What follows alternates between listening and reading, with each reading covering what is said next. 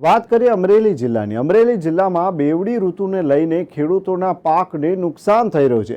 હવે બાગાયત ખેતી કરતા ખેડૂતોને પણ નુકસાની થઈ રહી છે। ત્યારે વાત કરવી છે આપણે ધારી પંથકના મોટા ભાગના ગામોમાં બાગાયતી ખેતી કરી પોતાનું ગુજરાન ચલાવતા ખેડૂતોને। જોઈએ તો આ વર્ષે કેરીનો સ્વાદ કેવો મળશે। ધારીના જર, જરપરા, મોરજર, પરબડી આ વિસ્તાર છે એ મોટા ભાગના ગામોમાં બાગાયત ખેતી થતી હોય છે। કેરીની બાગાયત ખેતી આ વિસ્તારમાં મોટા પ્રમાણમાં ખેડૂતો કરે છે અને પોતાનું ગુજરાન ચલાવે છે। છેલ્લા દિવસોમાં પડેલ ધુમ્મસના કારણે આ કેરીના પાકને નુકસાન થયું। કેરીના નાના રોપા જે 4 થી 5 વર્ષના છે તેમાં ધુમ્મસથી ભારે અસર થઈ છે। આગાતર ફાલ આવ્યો નથી અને તેમાં ધુમ્મસના આવેલ ફાલ બળી ગયા છે તેવું ખેડૂતો જણાવી રહ્યા છે।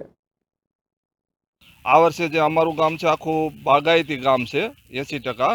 એટલે આ વર્ષે જે આંબેરણમાં જે મોર અને ફ્લાવરિંગ થવું જોઈએ એ નથી થયું। જે નાના રોપડા હતા એમાં 80% બળી ગયું છે, આખતર હતું એ। અને જે મોટા આંબા છે એમાં અત્યારે મોર આવ્યા છે, પણ જો વાતાવરણ ઠંડુ મીડિયમ રહે તો જ એમાં બાંધે। કેમ કે અત્યારે હવે ગરમી આગળ બતાવે છે, જો ગરમી વધશે તો મોટા આંબામાં પણ બળી જશે।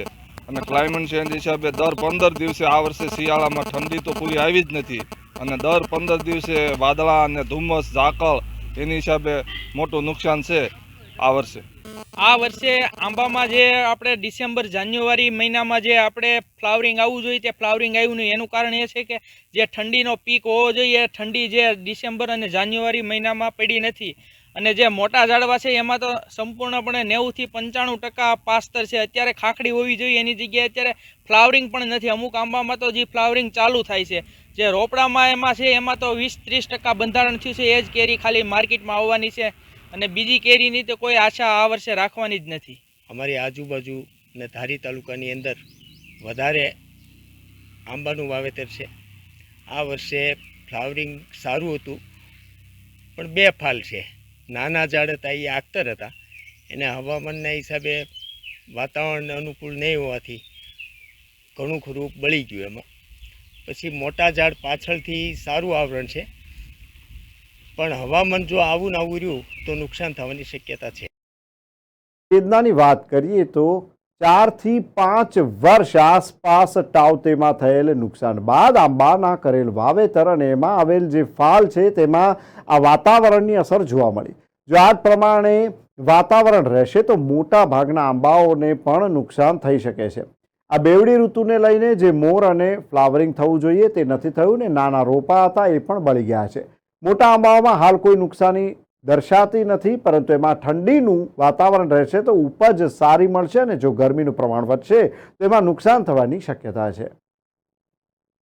આ ફેરે કેરીમાં જે સારો એવો પાક મળશે અને સારું આવરણ છે। જે નાના ઝાડ છે 5 થી 8 વર્ષના એમાં વાતાવરણના હિસાબે થોડું બળી ગયું છે વધારે, અને ધુમ્મસ અને વાતાવરણ નથી બરાબર અનુકૂળતા મુજબ હોય તો સારો ફાલ મળે।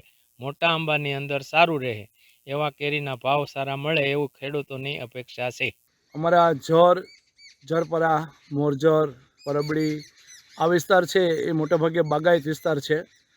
આ વિસ્તારમાં આમ જોવા જઈએ તો જે નાના રોપડા છે કે 4-4, 5-5 વર્ષની ઉંમરના છે, એમાં જે આખતર ફાલ આવ્યો હતો એ ફાલ ભારે ધુમ્મસ અને ઝાકળ આવવાના કારણે બળી ગયું છે।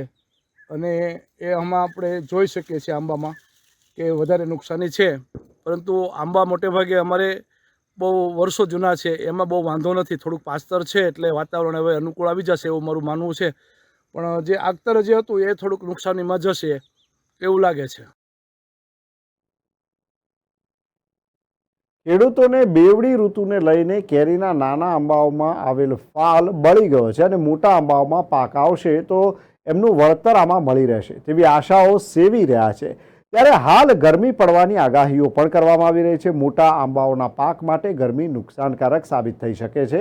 હવે જોવાનું એ રહેશે કે જગતના તાત સામે કુદરત રૂઠે છે કે રીઝે છે તે સમય જ બતાવશે।